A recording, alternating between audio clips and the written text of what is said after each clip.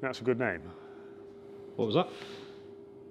Stirling. So I put a thing on Instagram and I said, whoever comes up with the best name for my wolf project, because it's military based like myself, and it's got military battle scars, a bit like myself, a few people. So Adam Hunkin on Instagram, I've chose your name. So you're going to win some billet window blocks. So congratulations there, mate. So we're going to call it Stirling, named after David Stirling, who founded the SAS during the North African campaign of World War II. And Stirling became the currency of the UK, perfectly fitting, I think. That is exactly what Adam said. So thanks, Adam. This is going to be called Project Stirling. Hi guys, welcome to the channel. I'm Dave, for those of you that don't know me, and today I'm going to introduce you to, this was a Wolf.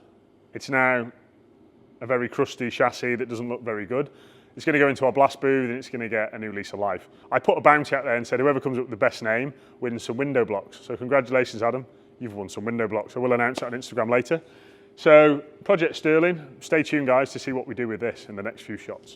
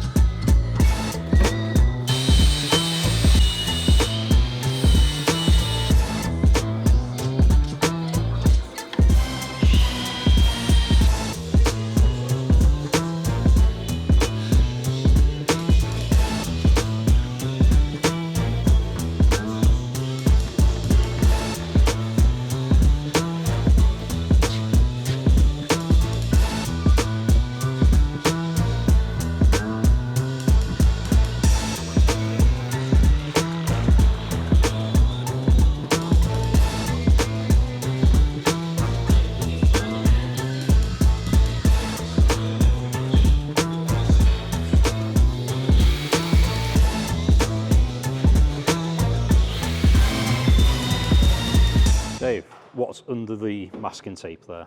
So what's under there is an LT4. This engine was dyno tuned to 731 horsepower. Check out this dyno graph. It's not just my word for it, it's proven. So what you see here is a full Billet Industries front end. Look at that, it's just beautiful, isn't it? It's like, it's almost a shame, that big beautiful super dampener. This has been increased, and the reason why we increase the crank pulley is to make this spin faster. Anybody that knows that if this spins faster, you get more air. So if you get more air, you get more oomph. So stay tuned, this thing sounds an absolute animal. You see here, this is, so we've got a tank for the water for the engine, and we have a tank for the supercharger. So the supercharger needs a coolant tank to cool its water, and the engine needs a coolant reservoir for its water. I love this crinkle finish. Those of you that follow me know that everything gets that. And of course, we've gone with colour matching tractive shocks. This is the full track kit with lovely stainless turrets, beautiful engineering at its best. So Louis has been busy silent coating the inside of the bulkhead, ready for the dash to go on. This car is going to have twinkly headliner. So the full Rolls-Royce twinkly, I think they call it moonlighter, you know, with the millions of optics in the roof. And if you come around the back, we've gone with the latest lights from Glow. This is a new product. I'm sure we can do some little videos on those in good time. What I love about these is they come on really gently and then they're really intense. So nice modern touch for this. And of course with the quad exhaust. And we've even added some nice anodized aluminium bolts around just for that extra touch. What's going on here, Dave? So what I'm doing here is basically loading a new calibration into Cagney's ECU. When we first built the car, we do a thing called startup map. So it's basically, how do you explain it? Safe. So it's like no tune, just basic for starting, moving it around the workshop, no heavy amounts of fuel, etc. And we run the car, we get 100 miles on the car, make sure everything is okay, we're getting good fuel delivery, turbo delivery, no hoses are loose, etc. Then I give Gary a call at a live tuning. He then sends me a file over. So what we're doing here is I'm reading the file. I'm going to send this file into a live tuning. A live tuning are going to do their magic. Gary there has had one of our cars on the rolling road, has listened to it, diagnosed it, basically tuned the hell out of it and made it awesome. And then what he does, he uses that information and that software to recalibrate every vehicle we do from there onwards. But when we do something new, guys, we have to go for rolling road day. There's nothing new on this car that we haven't done before. Sorry, I'm just trying to do this at the same time as I talk you through it. So what I'm going to do now, I've sent the file to Gary. Gary's done his magic, and now I'm going to load it back onto the vehicle. But this thing likes to do little updates. As you can see now, it's doing tool synchronization. You have to be connected to the web at all times with this, guys. I believe that's to stop, like hackers and people using dodgy software. We only use the best stuff here because I only like the best support I possibly have for my customers, etc.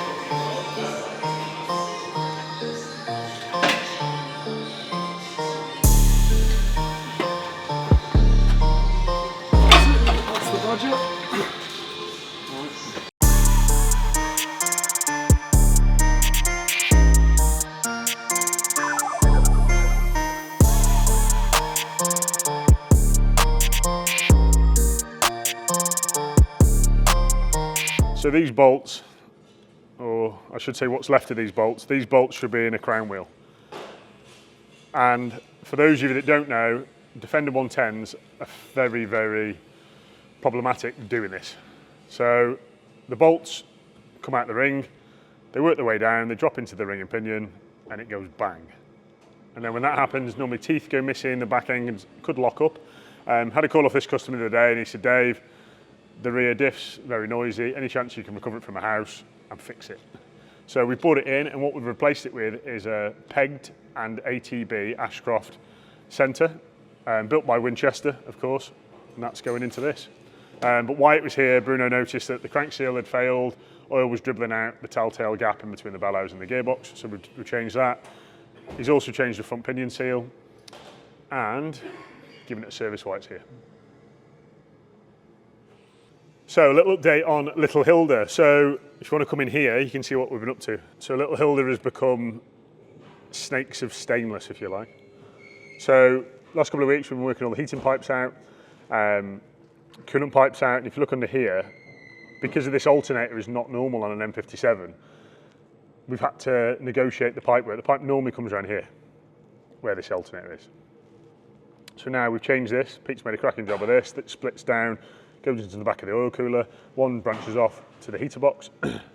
So making that, and obviously when we're making this, we have to think about reliability, longevity, because where this car is going to be ending up in the world. Dakota dash has been installed. Darren's been wiring these up, these mighty laser lamps. We've gone with these, run the wires exterior from the body. These are some hefty wires to run power down through the bulkhead into there. And then we're going to be playing about with the Lynx ARB control system. Nice little neat device that goes on the dashboard that controls things like lights, ARB lockers, compressor, air freeze, blow up tent, things like that. Really nice touch.